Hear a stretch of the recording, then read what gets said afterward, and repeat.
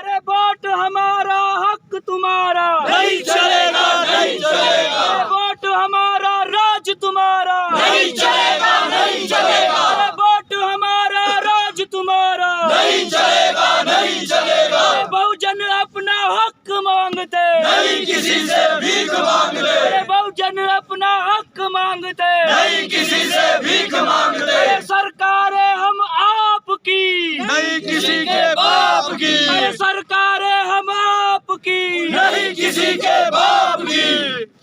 निकलो बाहर मकानों से, जंग लड़ो बेईमानों से। संविधान की रक्षा कौन करेगा? हम करेंगे, हम करेंगे। बाबा तेरी सोच पर, पहरा देंगे ठोक कर, सब बाबा तेरी सोच पर। पहरा देंगे ठोक कर। साथियों, बाबा साहब ने कहा है संविधान चाहे ही बुरा क्यों ना हो, यदि उसे लागू करने वाले अच्छे लोग हैं तो संविधान अच्छा ही साबित होगा।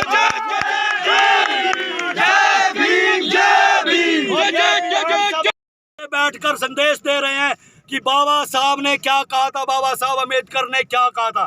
बाबा साहब अम्बेडकर ने एक बार विधायक लोग कान खोलकर फिर सुन ले, बाबा साहब अम्बेडकर ने क्या कहा था जो विधानसभा में बैठे हैं।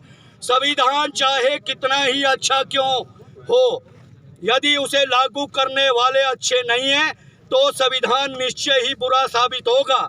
और यदि संविधान कितना ही बुरा क्यों ना हो, यदि उसे लागू करने वाले अच्छे लोग हैं तो संविधान अच्छा ही साबित होगा। यह हमारे बाबा साहब भीमराव अम्बेडकर ने कहा था। बाबा साहब भीमराव अम्बेडकर अकेले अनुसूचित जाति जनजाति ओबीसी के नेता नहीं थे, वे सर्व समाज सर्व महिलाओं के सर्व जातियों के जो है मसीहा थे। बाबा साहब ने ये जो संविधान दिया है, इस संविधान से देश चलता है और ये भारत का संविधान है। ये हमें अपने विधायकों से, अपने जो सत्ता में बिठाए हुए लोकतंत्र से लाए हुए विधायक है, मंत्री है, उनसे बात करने का अधिकार देता है। लेकिन वो विधानसभा में बैठे हुए विधायक वो इतने निश्चय, इतने निथृढ़ हो गए हैं। देखिए, ऐसा ही हरकत जो है जयराम ठाकुर करते थे, प्रदेश के पूर्व मुख्यमंत्री करते थे। जब वो वहां पर विधानसभा में बैठे होते थे तो ये क्या कहते थे, जब अनुसूचित जाति के लोग उनसे, अनुसूचित जाति के लोग, जनजाति के लोग, ओबीसी के लोग उनसे मिलने के लिए जाते थे तो उनको मक्खी तक जो है, दलितों को अंदर तक नहीं माना जाता, मक्खी की तरह बाहर फेंक दिया जाता था। उसके दरवाजे के अंदर तक अनुसूचित जाति के लोगों को नहीं जाने दिया जाता। हम समय मांगते थे उनसे, जयराम जी आज समय दिए, वो समय नहीं देते थे। आज उनका हाल देख लीजिए, हाथ में गोबर पकड़े हुए नजर आते हैं वो विधानसभा के बाहर। अरे जो दलितों से टकराएगा चूर चूर हो जाएगा। 2 रुपए किलो गोबर बेच रहे हैं वो प्रदेश के पूर्व मुख्यमंत्री। और आज हमारे कांग्रेस सरकार में बैठे हुए मुख्यमंत्री सुखराम जी बहुत ही जोरदार मुख्यमंत्री है। हम उनके टाइम पे नौजवान थे और वो जानते हैं कि हम जो अधिकारों की लड़ाई लड़ते हैं, लेकिन कांग्रेस का कोई ऐसा मंत्री नहीं है जो हम भीम आर्मी भारत एकता मिशन को नहीं जानता हो। लेकिन आज वो जब कुर्सी पर बैठ गए हैं, आज जब वो कुर्सी पर बैठ गए हैं तो आज वही अनुसूचित जाति, ये ओबीसी समाज के, ये अम्बेडकर सोसाइटी के अध्यक्ष है, ये आज यहाँ सड़कों पर बैठे हुए हैं।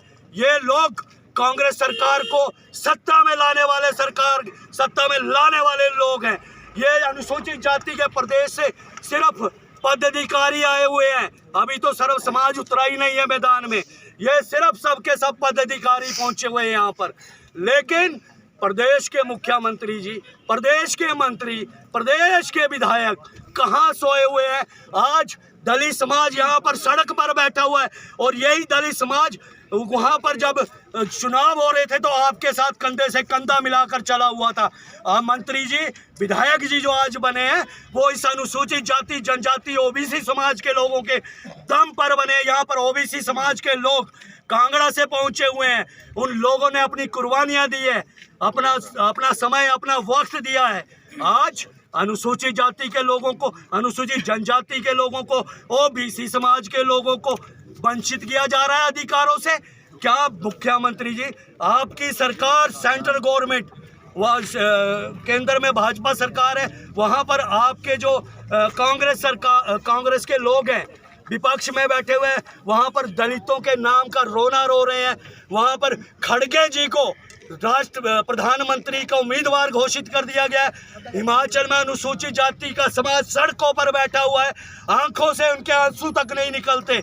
हम अपने आंखों से आंसू जो है ना वो भी हम लोग पी लेते हैं जब हमारे लोगों के साथ जब अत्याचार होते हैं, एट्रोसिटीज होती है, वहाँ पर उनके न्याय की बात को नहीं सुना जाता। वहाँ पर सचिवालय के अंदर जब जाते हैं घंटों वहाँ पर हमारे अनुसूचित जाति समाज के लोगों को बिठाया जाता है। कुछ एक ठेकेदार अनुसूचित जाति समाज के जो उनके इशारे पर काम कर रहे हैं। मुख्यमंत्री जी, ये लोग आपको गुमराह कर रहे हैं। असलियत ये है कि अनुसूचित जाति समाज जो है वो पूरी तरह से आपसे रुष्ट हो चुका है और सड़कों पर है। ये प्रदेश के अनुसूचित जाति समाज के सभी संगठनों के पदाधिकारी है। अभी भी वक्त है, अभी भी समय है, आ जाइए और अपने किसी मंत्री को भेजिए। ये समाज बहुत आपकी उम्मीद से आया है और यहाँ पर अनुसूचित जनजाति ओबीसी समाज के लोग बैठे हुए हैं, यहाँ पर पदाधिकारी बैठे हुए हैं। यहाँ पर अभी समाज नहीं उतरा है अभी सड़कों पर। अभी एक कॉल करेंगे सचिवालय के बाहर, प्रदेश के सचिवालय के बाद पूरा दलित समाज सड़कों पर होगा, सचिवालय जाम कर देंगे। अभी भी वक्त है, आ जाइए, आ जाइए, आ जाइए और इस समाज की बात सुनिए। वन मित्र भर्ती आपका जो ये वन रक्षक जो ये बेचारे 2011 से लड़ाई लड़ रहे हैं, इनकी बिना किसी बेनिफिट के बाहर निकाल दिया गया। इनके फैमिली मेंबर जो थे वनों की रक्षा कर रहे थे। कोई 2011 में जब इन बेचारों को निकाला गया तो आज तक ये बेले बैठे हैं, भूखे मर रहे हैं इनके परिवार, दिहाड़ी लगाने को मजदूर। तो जब ये नई स्कीम निकाली गई वन मित्रों की तो इनको भी प्रायोरिटी नहीं दी गई। कई पीढ़ियों से जिनका परिवार वनों की रक्षा कर रहे थे, SC ST रोस्टर लागू नहीं किया, सिर्फ 2 मार्क्स बोल रहे हैं कि उसमें दिए जाएंगे। ये कोई है? ये तो संविधान का विरोध हुआ है हिमाचल में। अभी तक इस तरह की भर्ती पूरे मैंने देखी नहीं कहीं हुई है। जितनी पोस्टें निकली थी उनके अकॉर्डिंग इनको SC ST OBC की सीट्स देनी चाहिए थी। बिल्कुल कहीं ना कहीं संविधान के बरखिलाफ ये सुखू सरकार चली हुई है। एक तरफ दलितों की जनसंख्या जितनी होगी उसी हिसाब से हिस्सेदारी मिलेगी और यहाँ पे देखते हैं इमीडिएट उसके बाद में वन मित्रों की जो नोटिफिकेशन जारी कर दी जाती है उसमें वो प्रावधान ही नहीं दिया जाता जहाँ रोस्टर को जो है फॉलो किया जाता, या ये जो एक क्राइटेरिया रखा गया है इसमें भी 2-2 नंबर, ये 6 घंटे की ड्यूटी 2 नंबर दिए गए हैं कि 2 नंबर SC वालों को मिलते हैं, 2 नंबर बिलो पॉवर्टी लाइन को मिलते हैं। तो ये क्राइटेरिया नहीं गिना जाता, ये रोस्टर नहीं इम्प्लीमेंट हो रहा है। ये सिर्फ और सिर्फ जनता को बेवकूफ़ बनाने की बातें चल रही हैं। अगर लगभग 5-6 महीने पहले हमारे माननीय राहुल गांधी जी बोलते हैं कि जिसकी जितनी जनसंख्या और उतनी ही हिस्सेदारी उसको मिलेगी, लेकिन यहाँ पे इमीडिएट जो है उसके बाद में वन मित्रों की भर्ती की जाती है। यहाँ पे ना SC OBC ST को माइनॉरिटी को किसी को भी कोई प्रावधान नहीं दिया गया। और रही बात दूसरी, जैसे कि हम बार बार बोल रहे हैं कि 2011 से ये वन राखा जो थे बिना किसी इंटीमेशन के, बिना किसी कारण के उनको बाहर निकाल दिया गया था। आज वो भी अपने हकों की यही मांग कर रहे हैं। वन राखा और वन मित्रों की जो एक जॉब प्रोफाइल है वो सेम है, लेकिन सिर्फ नाम बदल दिया गया। सिर्फ उन वन राखा को जो इस टाइम पे 400-500 लोग जो इस टाइम पे इन्होंने घर बिठा दिए वो मजबूर हैं, इस टाइम पे दिहाड़ी भी नहीं लगा पा रहे हैं। क्योंकि वो लोग क्या दिहाड़ी लगाएंगे जो वो लोग अभी जब उनके पास में कुछ काम करने की सीखने की बारी थी तब तो सरकार ने अपने उसमें सेवाएं लेते रहे, और जब उनकी उम्र बीत गई और वो लोग ना भीख मांग पा रहे हैं अभी ढंग से और ना ही दिहाड़ी लगा पा रहे हैं, उनके परिवारों का गुजर बसर कैसे हो रहा है ये वही लोग समझ सकते हैं ज़्यादातर। और हम लोग अभी यहाँ पे अपने SC ST OBC माइनॉरिटी के हक के लिए आए हैं और ये हक लेके रहेंगे। सरकार को हम लोग बिल्कुल शांतिपूर्ण तरीके से बता रहे हैं। अभी बार बार बोला जा रहा है कि ये पूरा जो पदाधिकारी हैं वही लोग आए हैं। एक कॉल करेंगे, अगर सरकार नहीं मानती है तो हम लोग सड़कों के ऊपर भी उतरेंगे, आंदोलन भी करेंगे। जितने